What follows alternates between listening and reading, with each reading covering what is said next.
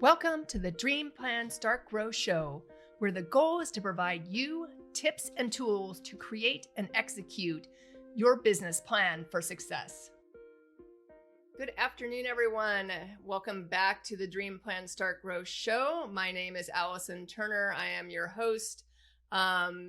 Purpose of my show and the interviews I do is to basically interview other entrepreneurs on how they got their start to hopefully then help other people that maybe want to start a business or early on in their business journey to pick up some tips and tools that they can use to be more successful more quickly. Because if I knew back then what I know now, life would be a little different than where I am now. So, and I'm still doing well, but I'd be doing even better. So better to learn early than late. So today I am honored to have with me Fitz Hardnett, and he's known as the Economic Disruptor, which is kind of an intriguing title. So welcome. Thank you for joining me today, Fitz. Hey, thank you for having me. I thank God for the opportunity to be here. I'm excited. Yeah, I'm excited to have you. And I know you and I met through a different coaching program, which brings up the importance of always learning, whatever your trade is or service is, always learning, always trying to improve, always trying to elevate. But what's the Economic Disruptor all about? Is that kind of the heart and core of your business now, or is that just the name you go by, or? Oh, great question. I got that name because I have been, I deal with a lot of kingdom entrepreneurs, faith-based entrepreneurs. Mm-hmm. And one of the things that I've noticed with the Christian population is they have financial challenges around mindset and other things. So one thing that I feel that was my assignment is to turn the apple cart over and introduce wealth in a not so icky type way. And so when you do that, you're disrupting their current economy for the better. So I've been dubbed the Economic Disruptor because I'm coming in, I'm tipping cows and kicking them over and just showing them a different way to get to this money. My motto is love God, serve his people, and let's get to this money in Jesus' name. Let's go. Yep. No, absolutely. And I think, I know there's some stuff that I've heard quoted in the Bible before about, you basically need to make enough. You don't need to be rich, and wealth is sometimes viewed as like a negative thing. And, I think there's plenty in the Bible that says otherwise too, but somehow those are the ones that you always hear quoted out there, or at least I've heard quoted personally, instead of you need to read the whole thing and put it in context of where it was back then and where we are now today. So. Absolutely. Context is everything. Context is everything. Let's go. I'm excited. So I know you do some of what I do. You do some of the marketing side, but you do like Facebook advertising and things like that, which I don't really do at this point in time. I let the other people that want to be the experts in that be the experts in that. But what all do you do in your business, other than disrupt people in the economic world? At this point, we're a boutique consulting agency where strategy is our number one thing, because you can't build anything without a proper plan. And people, new entrepreneurs especially, don't value having a strategic plan to get where they want to go. And when you think about it as like Uber and Lyft, they always ask you two simple questions. Where are you? Where you want to go? And that roadmap. Absolutely. And being a man of a certain age, I remember MapQuest before these things. And what would happen is they would ask you, do you want to avoid tolls? Do you want a scenic route? All these plans come into place. But it's funny, we as entrepreneurs don't take that same practical advice and put it to our business. So strategy is number one. Giving people direct answers on how to get to where they want to go faster using the power of the internet, and messaging, because nothing moves without a message. We are masters of messaging, because you got to be able to communicate in a way that people understand. See, one of the biggest challenges that I found entrepreneurs, new and aspiring, even ones who are established, they are under the mistaken belief that because they're talking, communication is happening. And that ain't the case. You know, No. we could be talking, saying the wrong thing, and we're not communicating. We got to make Right. sure that we're keeping the people forefront. And then lastly, visibility. Visibility being used primarily through paid advertising. Okay. Because one of my models is clearly, if people can't find you, they can't pay you. So we got to become visible, obviously, in order to be able to serve the people. Right. So Yeah. No, that's where we are. That's so true. I mean, I emphasize, like we do branding. So for startup companies, where you're creating the brand from the very start. And I'm always like, the brand is so much more. A lot of people are like, oh, the brand's the logo. You see Coca-Cola, you see Starbucks, you see, the big companies, Nike. I'm like, no, the brand's a whole lot more than, the logo. The brand is the messaging, because that's everything that's done within the brand. So it's not just images, it's the messaging, it's how you're, answering a phone call. It's especially if you have a team of people, if you answer it one way and then this person over here answers a different way, you have different signatures on all your emails. I mean, all that is uniformity of brand and how you do things. And so I agree with you, 110% that a lot of that is missing because people think of the brand. And I probably did when we started as a consulting company first. I probably thought the same thing of like, oh, it's, we got to have a logo, we got to have a website, we got to have all this stuff up. and you're like, okay, now where's the people? I mean, we did it through networking. So, more that in-person branding, which can be good, especially if you have a service that local people or local business owners can use. But obviously you can reach the world now, especially for your industry, my industry. I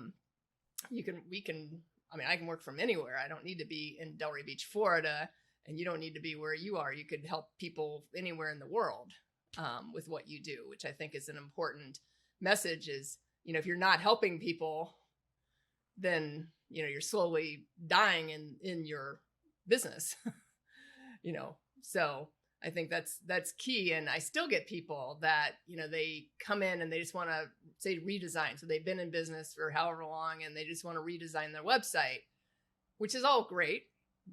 Good for you. Refresh it, get the, clear messaging, update your message a little bit. Maybe it's still non-responsive, which is always a challenge. But then they're like, well, no one's found me yet. I mean, I have a client, we did more of a Shopify site for her. She's an artist and, she and I talked, but, the budget's here.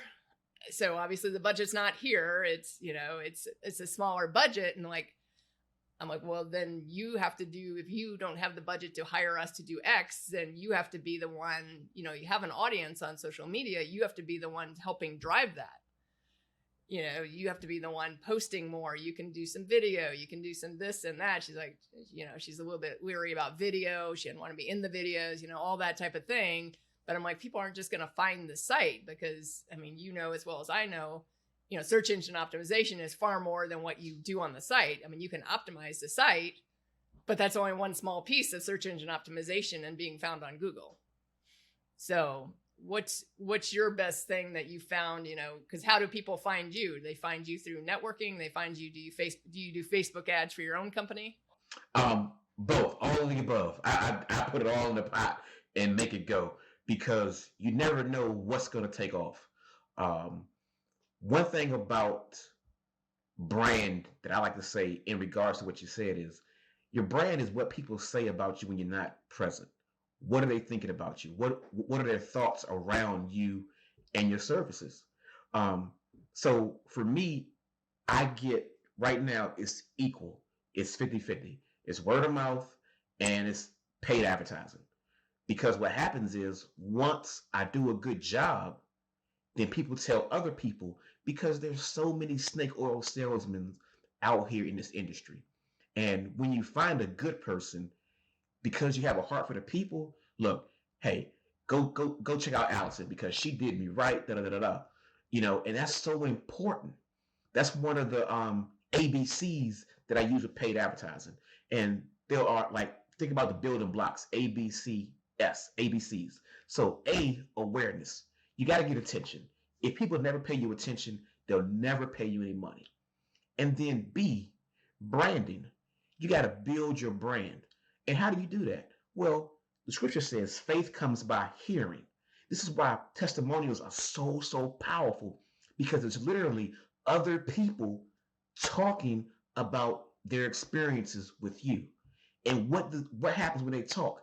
That builds the faith in your ears to like, well, if they did it for her, then yeah, I think they'll be able to help me as well. That's where the branding shows up. That's where you take your case studies and you put them out. You syndicate it with the ads, so that way people who are in the stage of decision, they're like, oh, okay, I can trust that person. And then C, the credibility, the conversions. Why that's so important is because people are in pain. As an entrepreneur, we get paid to solve problems for a profit. And so the conversion happens when we make them an offer to get out of pain. So the ABCs why we use paid advertising are really awareness, branding, and conversions, because we're making an invitation. Hey, I know you're in pain, and I've shown you enough content that you should now be converting and wanting to get out of pain. And then the last S is for sales traffic. The benefit of paid advertising is it drives traffic. Ads are nothing other than a traffic driver. And see, that's part of the psychological rewiring that as an agency that I have to make people understand. Because here's the thing, nobody on the planet has ever bought anything from an ad. Like, what? Hold on, Fitz. I saw an ad online and I clicked that bad boy and I went and I bought. Okay, let's say that one more time. You saw an ad online, you clicked, and then what happened so fast that you didn't even know it? The ad transformed into an usher. The usher said, oh, hey, right this way, to the left, watch your step, please. The thing that you're looking for is over there. Let me drop you off at the front door of that thing. That's all the ad does. It drives traffic. And see, It's not a miracle worker. We got to make sure that we're sending curious, qualified traffic to our offers. So when people find me, it's through word of mouth, because I've done a good job for somebody else, because they saw my ads and they became a believer. Because one thing I like to say, one of my colleagues, Star, always says that believers are buyers. Buyers are believers. Yeah. Those who invest their money with you, they believe that you could help them. If you don't believe somebody can help you, you're not going to spend your money. So Those are my thoughts. Yeah, now you made a couple of good points. I mean, I think, I liken Facebook nowadays to, back in the day before we had all the social media, you had, if Macy's wanted to drive traffic to, they had an ad in the newspaper, they sent you the coupon if you were one of their frequent shoppers, or whatever, which would then, like you said, drop you off at the door. Well, you obviously had to get in a car and drive to the door, but as opposed to the way it is now. But you went to the door of Macy's, you walked in, okay, I've got a coupon, or I've got, this is on sale, I want to get this. And then all of a sudden you're surrounded by all these other things you could purchase as well. And now you have other opportunities to buy more. Now you can speed it up a little bit with instead of having the ads in the newspapers, you can do the ads on, your phone or the Facebook or absolutely Google or whatever platform. And, then the other thing I thought was, I loved what you said is, people are in pain, so whether it's a business is in pain or people are in pain, whatever, because a lot of times I run into clients, you tell them you want to like, hey, let's do video. And there's still too many people that don't do any video. And I was leery about it. I mean, even though my company was offering video and I have a video producer who works, who's my fiance who works with me, people are like, oh no, I can't do video. Like, I don't want to be in front of the camera. Like, and I'm like, but you have the opportunity to help all these people. So again, it goes back to that, people are in pain, or, whoever your ideal customer is in pain. How can you help? That's what people are going to find that solution. They're looking for the solution. So whether you're doing organically or you're doing it through paid, through Facebook, like you use, people are still trying to find the solution. So there's certainly ways to do it organically if you put out enough content and consistent and everything like that. and then you can speed up the process by going to the ads. But I love that analogy of, because even especially new business owners are often leery about starting a business. Oh, well, who's going to buy this? Or who's going to hire me? Because, I have experience doing all this stuff over here, but now I'm out on my own, and who's just going to hire me? And I'm like, it's the same thing. It's like, well, if people are in pain, or whoever your target client's in pain, they're going to hire you if you're good at what you do. And then that's how that whole ball gets rolling. Well, it's not only you being good at what you do, they got to know that you exist. There's right. a common phrase in the business world, and they say people do business with those they know, like, and trust. And they try to make it seem like all three of those things are equal, and literally they're not. Only two of those things are required. Only two of those three are absolutely required to do business. And the first one is they got to know that you exist. They have to absolutely know that you are even an option to be considered in the marketplace. Right. Because nobody has ever bought anything that they didn't first see or hear about. Nobody. I mean, how many times have we gone out, you and I, Allison, individual, I know me, walking down the street and I see a car, I'm like, what is that? I ain't never seen that before. Right. I think I like that. What is that? Or I see a guy with some nice shoes on.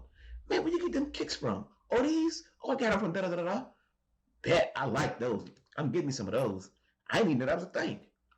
Or for ladies, you all see another woman with a nice dress or a purse or whatever, and you didn't know it was a thing, but the moment you see it, it's like, oh, I want that. So we got to find ways to plant seeds of desire, So yeah, that know, like, and trust. They got to know that you exist. And then the other factor that's so important is they got to trust that you can solve their problems. That's what's required. They got to know you exist, and then 2, trust that you're able to solve their problems. Right. Right. And in this world, I mean, so sometimes I find it's overwhelming, now with these phones, people are texting you out of the blue and you're like, how'd they even get my number? I'm on the do not whatever list, and which obviously doesn't work, but and they're texting you and you're like, who are you? Like who, and now you've got the ads in your face, you've got the, everything's there. So I think that trust piece is critical, because anyone can do an ad now if you have the budget, and you can even do a ad for low budget. I mean, obviously, if you really want to make the impact, I mean, I always tell people, and I don't know what's your opinion since you do Facebook advertising. When we offered it before, as I said, I don't offer it any longer. I really just connect with entrepreneurs like yourself, business owners like yourself, and either white label to somebody or let them do it and kind of take a step out of it. But you have to be able to trust the ad too, and have to, like, how do you have to build that trust, like you said, with either testimonials or with something, because, well, I can see anyone doing an ad and, like, do I trust them? Do I, I'm always leery whenever someone just sent me the tickets for something I ordered for this event that we're supposed to go to next week, and they texted the tickets through Ticketmaster. But I didn't know they were texting the tickets. I looked at that text yesterday and I didn't even click on it because it's a clickable link. It doesn't say what the tickets are. It just says, hey, here are your tickets. I'm like, okay, I didn't order any tickets. I'm thinking, like, because every other time I've gone to this event, it's a chamber-based event, but it's at a tennis tournament. So it comes with tickets to this tournament. Every other time I've gone to this, I've had to pick up the tickets at will call. All of a sudden, but I got an email this morning from the event, the tennis tournament, and says, hey, you should have received a text yesterday that had your ticket link. You will not be able to pick up the tickets at the event. Oh, okay. So now I had to go back and find the text, but I wouldn't have clicked on it, because now you got a bunch of shady things going on. So that trust piece is critical, and how you build trust. I mean, how long, for like Facebook, for example, how long do you feel it takes someone to really build that trust and that credibility? Not long. Not long at all. You can do campaigns that readily fire off things based upon somebody's behavior. So Okay. what you want to understand is the I encourage my clients to create content that's sticky, binge-worthy content. Because what I understand, I got some smart friends and they have some smart phrases, and people buy what they binge. What you spend your time with, you're gonna spend your dime with. And so if you create content that answers questions, that positions you as a thought leader, as the absolute authority in your space, then that's going to decrease the time it takes for somebody to develop that trust and accelerate their response. Because when you create that content that addresses a tom top problem, tom top being top of mind, tip of tongue, Right. and you're giving them the solution that they're looking for, they're like, oh, okay, bet. Great. And especially if you do it in a form of video, because then guess what? If somebody consumes 50 to 100% of your video, they're more predisposed to your services. You're like, okay, they're literally raising their digital hand and paying you with the greatest currency that every entrepreneur should pursue first and foremost. And that's attention. They're literally paying you attention and consuming you in the palm of their hand. And okay, bet. And so then part of the strategy would be to send a next piece of content to the people who have consumed 50% of that first video, because they're saying, hey, I'm interested in this. And so we create strategies that are going to accelerate it. You see this video, and then here's your offer. All we're doing is prospecting first and then sending an invitation to people who have demonstrated that they're interested in this topic.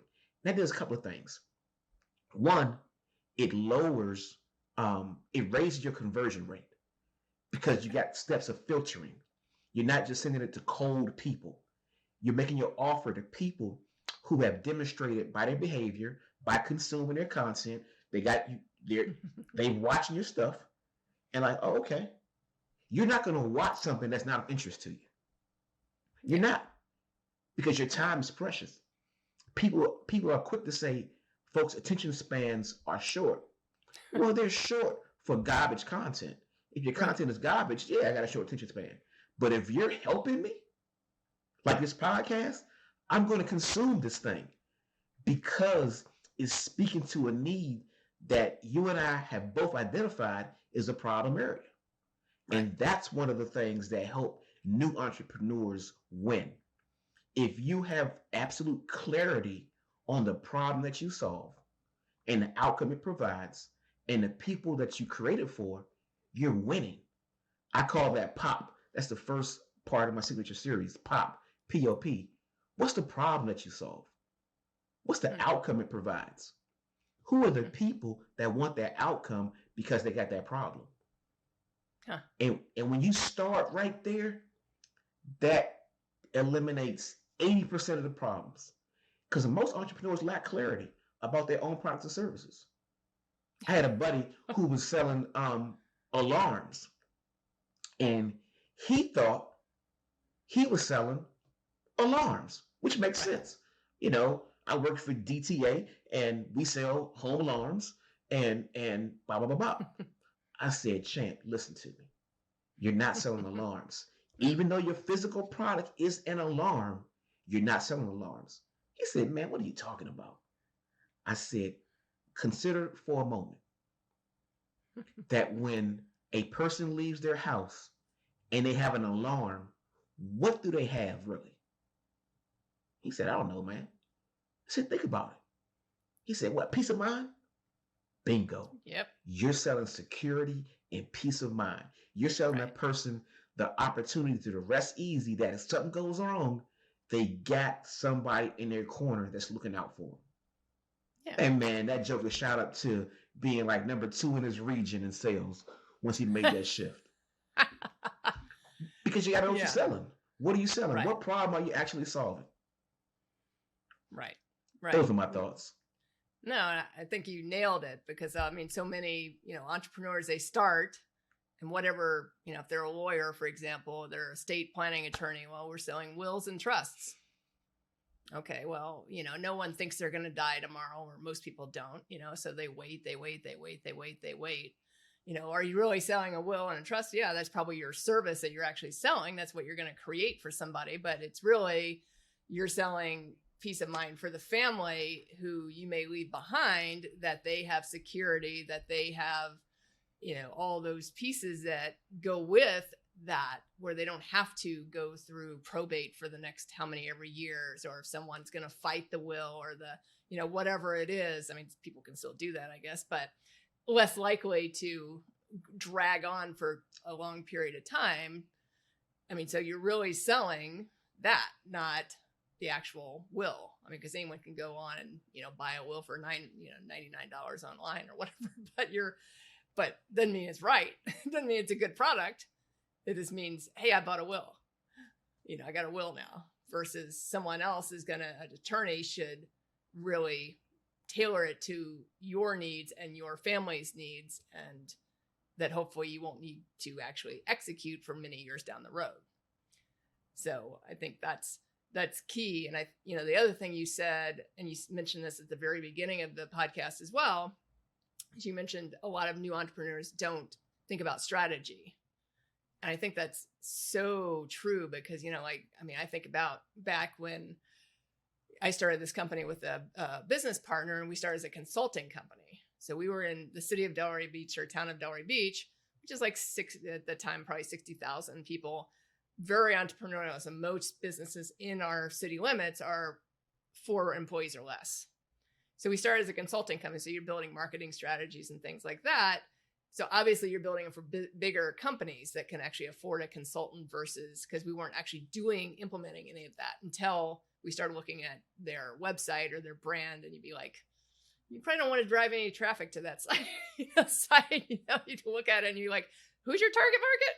I don't think that really speaks to the target market. You may like those colors, but I'm not thinking the target market's going to like those colors, So that's how we started getting into some of the branding and the website design when we first started. But a lot of people don't think, when you start a business, I mean, when you started the business, we didn't think about, we're in the town of Delray Beach, which is 60,000 or less. We joined the Delray Beach Chamber, and we started thinking about, then you start thinking about, okay, you're in this place where you're 4 employees or less in most of the city. Are they going to hire a consultant? Where are your ideal clients? Where's the strategy to get to those ideal clients? And then we started just adding services, because that's what people needed. So it was a need. So I'm not saying it was good, bad, or indifferent. It was just, it wasn't necessarily a strategy that we put in place. We just did it. You know what I mean? So versus having the roadmap, like you talked about at the very beginning, and kind of working backwards. I know you hear that. I hear that a lot, of like, you want to start with the end in mind and then work backwards. And I think so much, I still have to like keep reminding myself, okay, the end is this, this is what you're going for. And now what are all the steps to get there, versus, because otherwise it looks like a daunting task. Usually whatever you're trying to do, even launching a business looks like a daunting task. Oh, I got to have the logo. I got to have the brand. I got to have this. I got to have this. I got to like incorporate. I got to, whatever, if you have any insurance, all the crap that goes into it, versus, okay, launching the business. Now let me work backwards to what needs to be in place to launch it. Do I actually need the brand, the actual logo?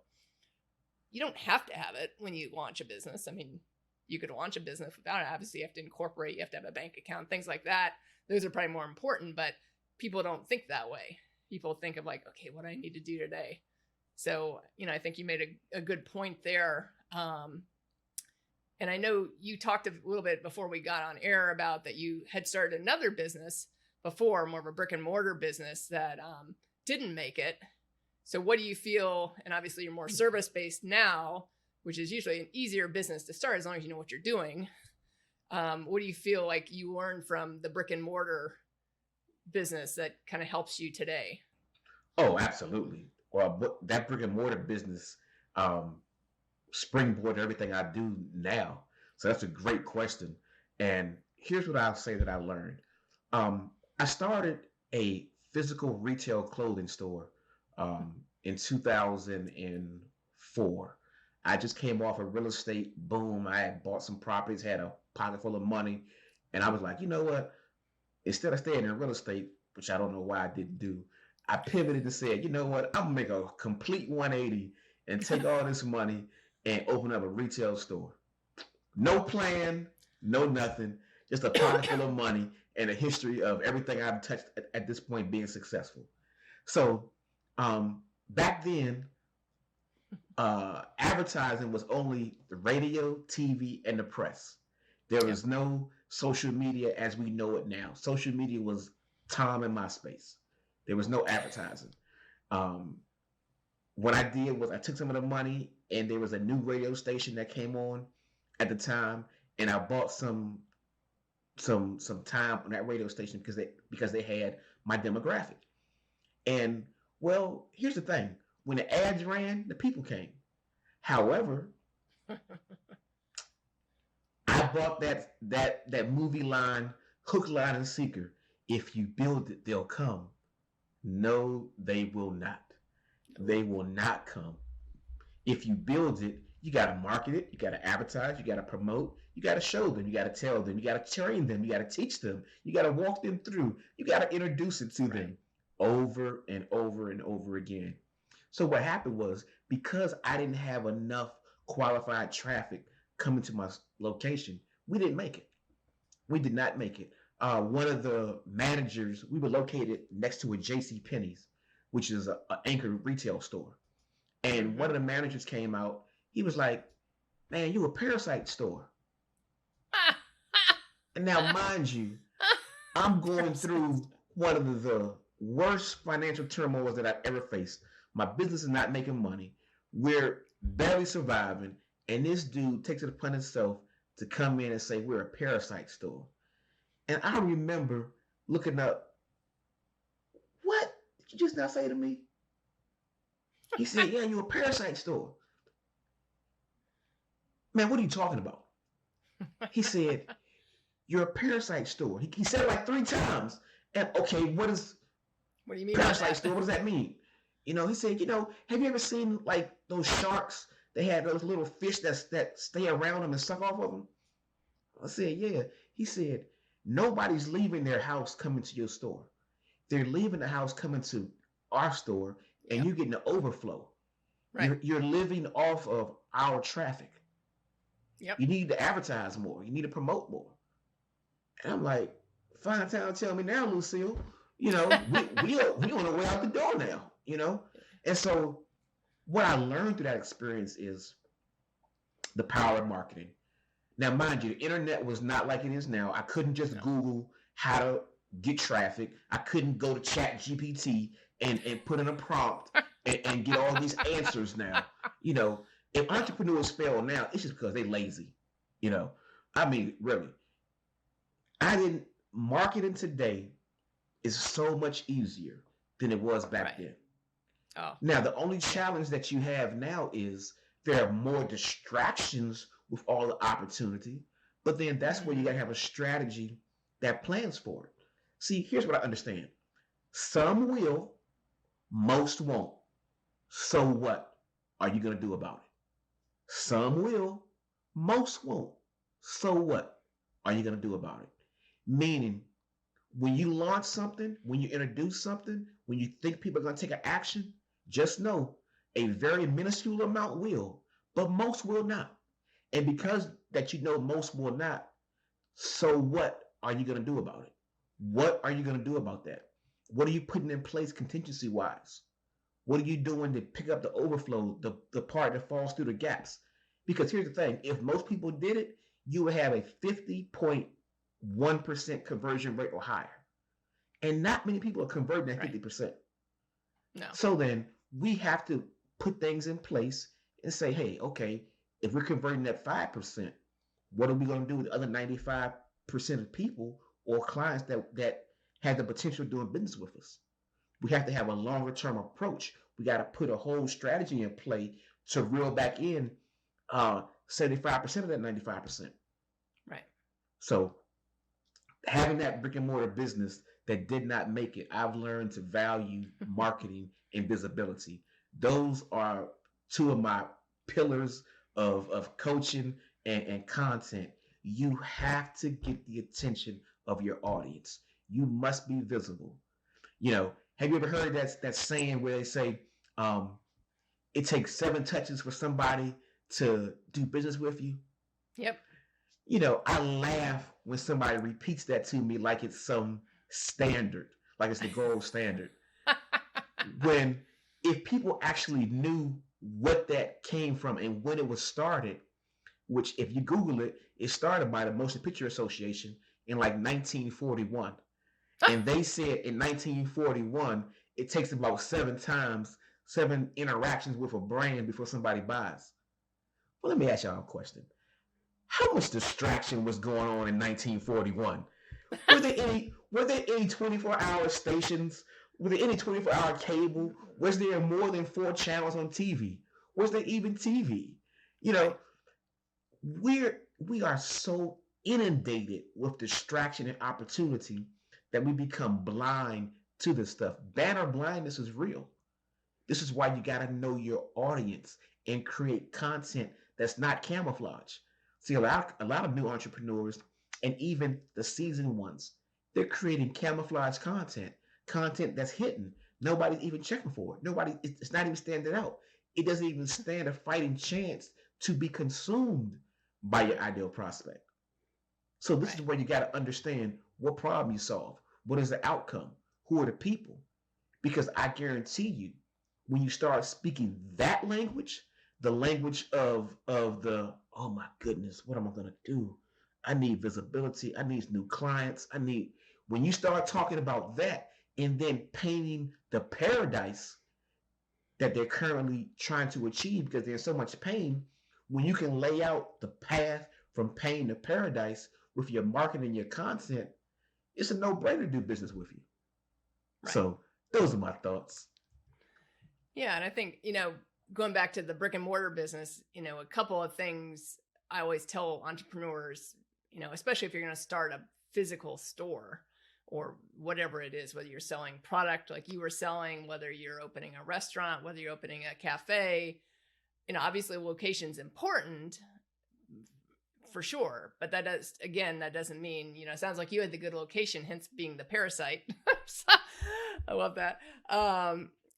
So they could go into where I lived in downtown, which has a ton of traffic, but then people still may not go there because they're like, oh, look, another ice cream store, number 8 opened up in a mile radius of, whether it's gelato or this kind of ice cream or this kind of ice cream. I mean, we probably have at least 8 where I live that are within maybe a half a mile of each other or maybe a mile. And I'm like, literally this new gelato store opened up and it's like next to, it's 2 doors down from Kilwins, which is a fairly national brand, well-known national brand. If it kind of either the Midwest or down here, I don't know where else it is in the country, but really good ice cream, probably my favorite place on this area.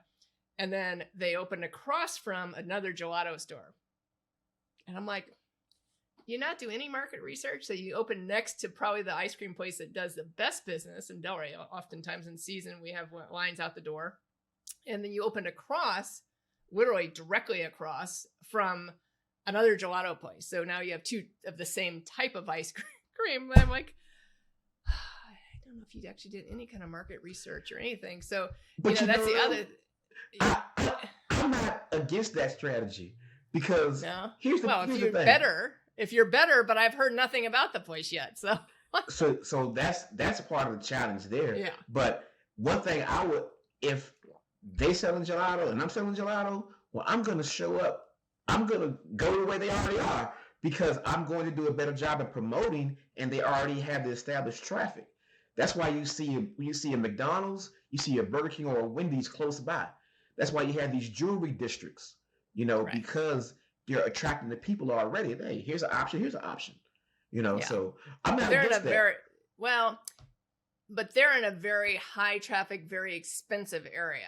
So like the square footage, like the price per square foot in this, and I can't remember what it is, but it's like really high. So you got to sell a whole lot of gelato or whatever, you're selling. At one point there was a macaroon store in our downtown and some of these stores are, I mean, the big restaurant spaces are renting for like 30, 40,000 a month. Mm-hmm. So the gelato is probably, I don't even know, maybe 8,000 a month. I mean, that's a lot of gelato just for the space, let alone, obviously the labor, the product, the build out of the space, and I think my point, so I have 2 points here. Like, one is you had the capital when you started your store, because you had made money in real estate. So you took it out of real estate and put it over here in the store. So you had the capital to do it, but then you also have to make sure you have enough capital to market. So you can't just invest it in the store. So that's kind of my big piece is like, you have to have the capital to start and you have to have the plan to start. I mean, these are the ones that really need the business plan, need to figure out. And then you have to have the money to market too, because you can't just think, oh, I'm in downtown Delray now. I've made it, because right. I see too many of them that I see zero advertising. I'm not saying they're not. I just don't see it. And I live in the downtown area. So typically if you do advertise, they're targeting, they're geo-targeting the area, the people that can walk there, as well as targeting by, if you like their page or whatever the different targets you can do, but that's the other piece is you have to make sure you have not only the startup capital to actually build out and, launch. Because people think, oh, well, that's it. I've launched. And, I joined the chamber. We did a grand opening so people know about us. And then there's like crickets. And then, then the business kind of slowly slides down here. You have a little bit of a cushion to run for maybe 6 months to a year, and then you're out. So I think that's the other big piece is what would you recommend? Obviously I know it's probably going to be different for a brick and mortar and maybe it's not. I don't know what Facebook advertising is nowadays as far as costs go, but from a brick and mortar versus a service-based business, like what kind of budget do you feel is a decent budget that you need, if you're going to start a business, like what do you feel like you need like monthly if you want to really accelerate that direction and not just organically? That's a loaded question. I like that question. I'm going to say as much as you can humanly stand, because one thing I would encourage every entrepreneur, every business to do is start building an audience. You need to collect leads. You need to have a way to reach out to your people that's independent of paid advertising. You use paid advertising to get them in your building, on your list, so that way you can communicate with them. But your number one goal should be to build that audience of interested, curious, qualified buyers. So whatever money you have available, set it aside for that. If you can do 30% of your budget as far as marketing, do that. But I want you to understand, to learn how to use your numbers, because once you understand your numbers, your marketing can be a source of revenue. When you know, okay, the lifetime value of this customer is $800. So yeah, I spent $220 to get them in the forefront, but on the back end, I'm gonna get another, $480 out of them, because I understand my numbers. I'm going to send them, and they're going to buy more often. So just knowing your numbers and understanding that the majority of your money as a business is made on the back end, not the front end. And when you understand that, it becomes different. It becomes a whole new ball game. If I had to start today, what kind of business would I start from scratch? If I had to start a business, it would truly be a digital product, digital education company. It'll be totally digital, based upon my intellect and my skill set, because there's infinitely more money in what you know than what I can do with my two hands. So even for you entrepreneurs who have a brick and mortar, you have learned some things that another entrepreneur or aspiring or 2 steps behind you would like to know. And if you could box up your brilliance and package that is going to be an infinite cash flow supply for you that would help you do infinite marketing, because it's paying for itself over and over. It's perpetual profits based upon turning your skill set into a digital asset. So those are my thoughts. Yeah. No, funny. I interviewed someone that does turf, like turf installations the other day, and I haven't released it yet. So it'll release in a couple weeks. And, and you're like, okay, this will be interesting. And I knew some about him. I knew he'd released a book. Well, he's released 2 books, and he's like, yeah, I got another 3 or 4 are going to come out this year. And he's like, I have a whole course on how you install turf, like he does this online course that you were talking about, like the knowledge. So he's in Texas and Florida. So he covers all of the state of Florida and then northern part of Texas. So he's got crews in obviously both areas, because it's not him running around doing all that. But he's built out over 16 years, the business. And so now he's using that intellectual knowledge that he's gained, to write the books, to create the course. He's like, yeah, if someone said I should franchise, but my concern is about the quality, and he's all about quality. And he's like, so I'm going to, I'd rather coach people in, create the course. And then, they pay more for, during this, how many ever weeks it is, they can ask questions or whatever. And they can be in any part of the country at that point, because apparently when you put turf down, which I didn't know, but, no one, well, I don't even know if you may know that, but, it's different, because like Florida, like where I live, is a very sandy soil. So he's like, the turf has to be, blah, blah, blah, whatever it was. And then in Texas, it's different. So you use a different type of turf, which again, I didn't know anything besides, turf for football. That's what I'm thinking about, turf field for football.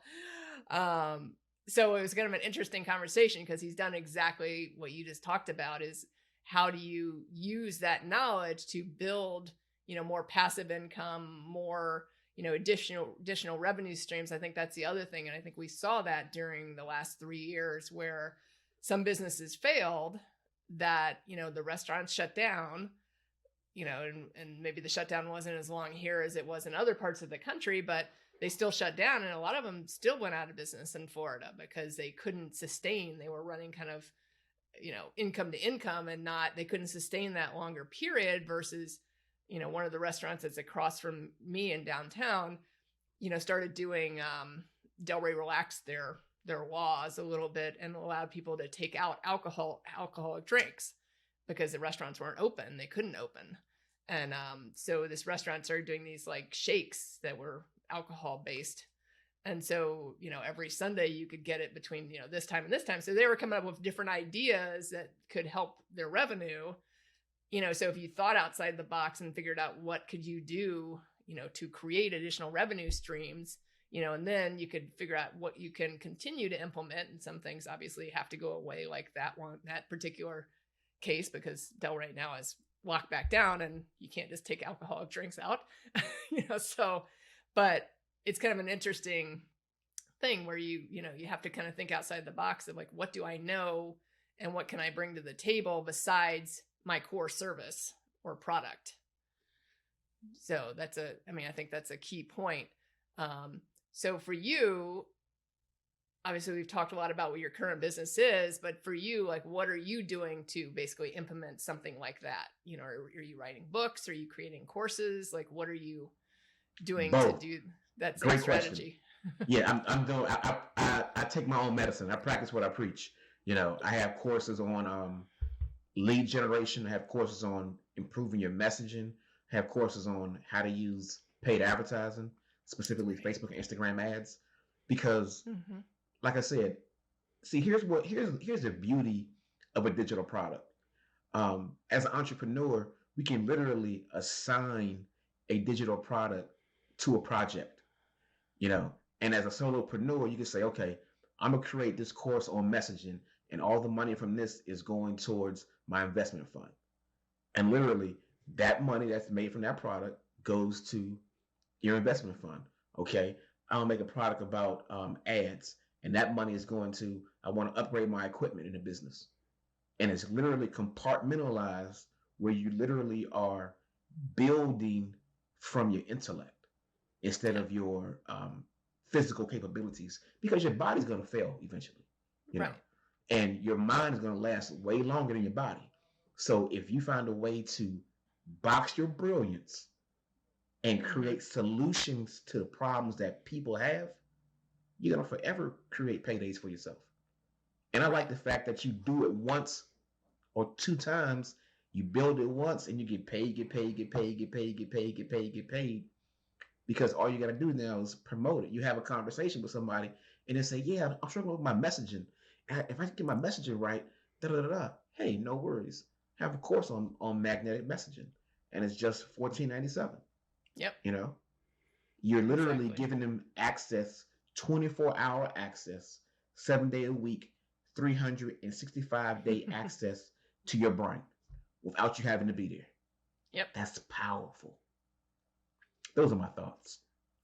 Yeah, and I would say the flip side of this, because there's a lot of people that do what you do and what I do and create courses and things like that. But I also, when I work with startup entrepreneurs, I run into someone that jumps from, course to course or conference to conference. And I'm sure you've seen this with people that you've worked with as well. And they're always, which is not a bad thing necessarily, unless it's stopping them from moving forward.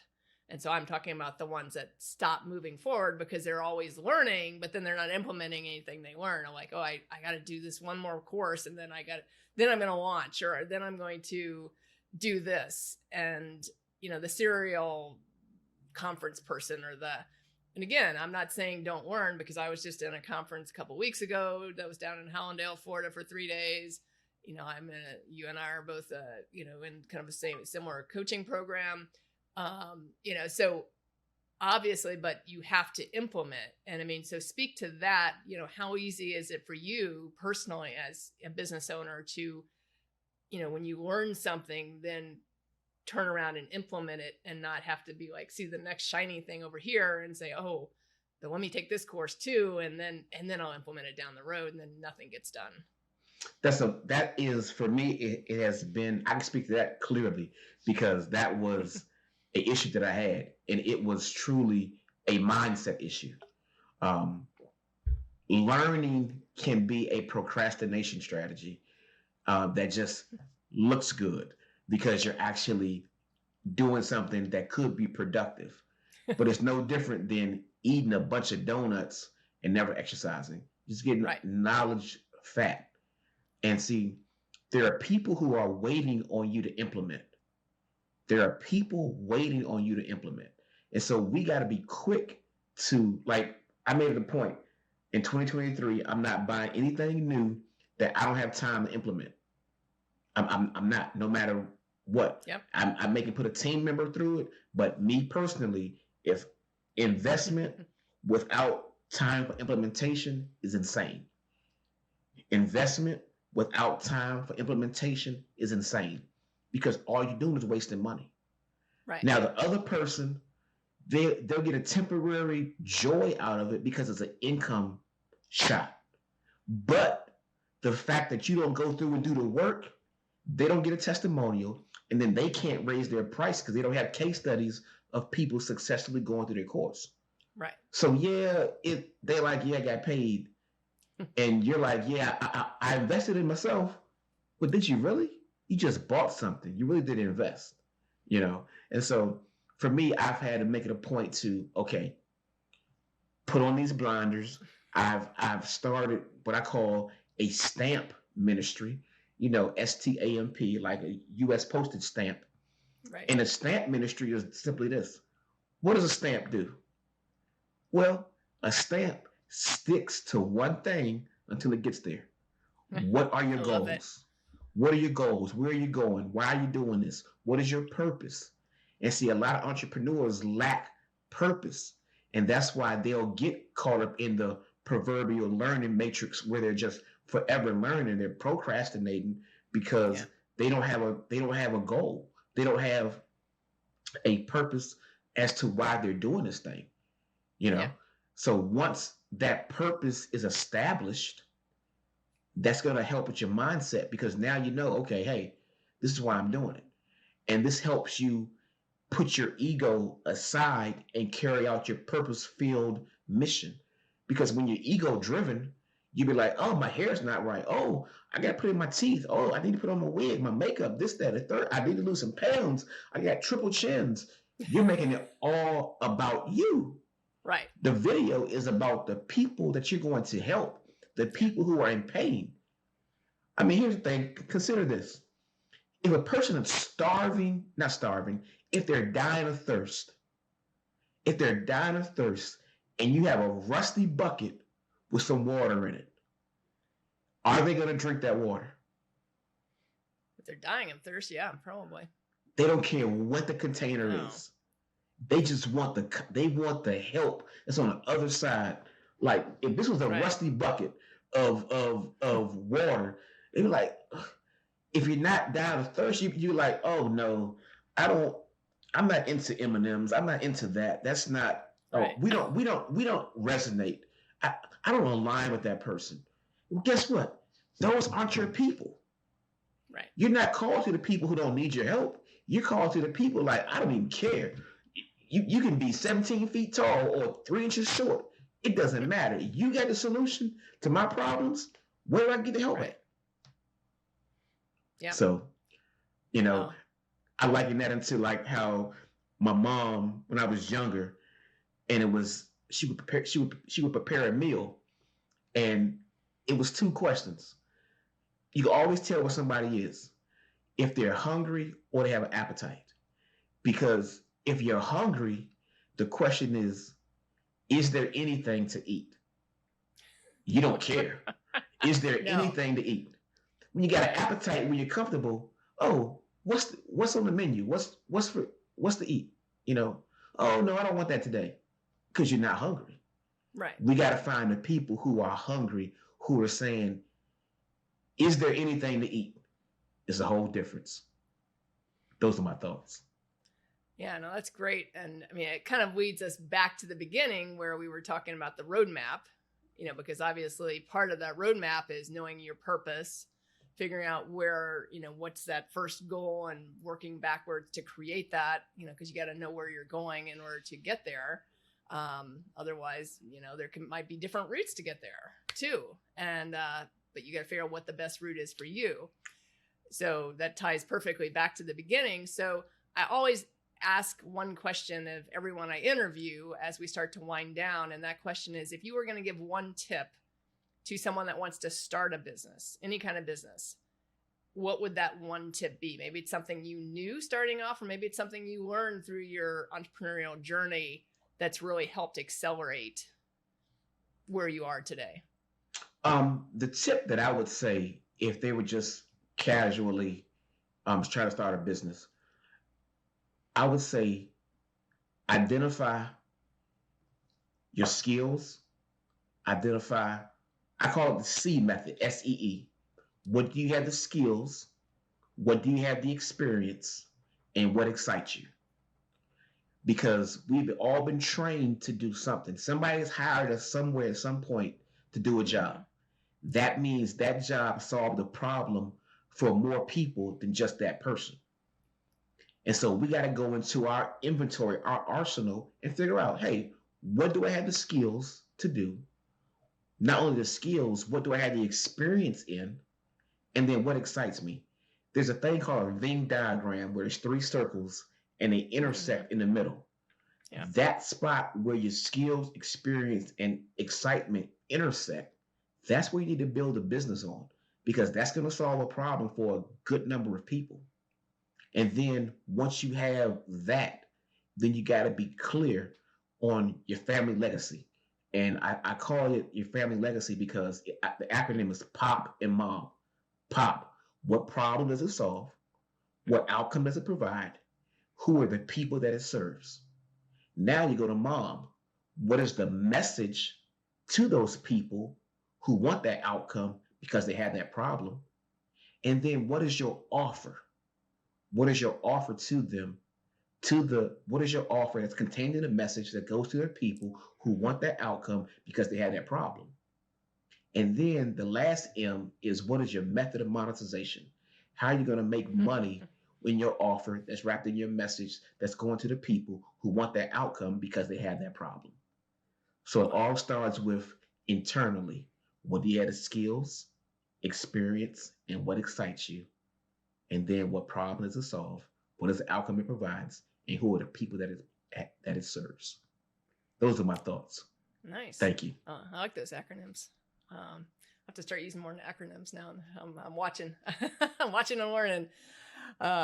So if anyone wanted to get in touch with you, maybe they were looking to do some Facebook ads, or maybe they are interested in some of the courses you've created, or just to connect with you, because I think some people just have, the energy attracts like energies. What's the best way to reach out? Oh, great question. You can go over to my website, and it's real easy. It's runads.thatwork.com. Runads.thatwork.com. Schedule a time. Let's talk. There's some resources there. There's testimonials there. I'm the real deal. I'm good at what I do. I enjoy doing it. I have the skills, have the experience, and it excites me to help entrepreneurs along the path serve more people. I like that. I like that URL though. It's hard to get those URLs nowadays. So, Hey, runads.thatwork.com. All right, perfect. Well, thank you, Fitz, for joining me today. I appreciate it. Appreciate your time. Thank you for having me. I count it a blessing to really be able to help pour into your audience and add some value. Hopefully I did. Yeah, no, absolutely. I know you did add some value to me and to my audience. And thank you everyone for joining us today on the Dream Plan Start Grow show. If you have any questions for me, please go to my website, dreamplanstartgrow.com. I do offer a half-hour complimentary consultation. If you have questions or want to get started in business, or just have a question about the show or one of my guests that I can connect you with as well. But thank you everyone for joining us, and I look forward to seeing you next week. Thanks for tuning in to the Dream Plan Start Grow podcast with Allison Turner. If you like what you heard, make sure to subscribe and leave a review. Join the Dream Plan Start Grow community by following us on Facebook or Instagram @Dream Plan Start Grow. See you in the next episode.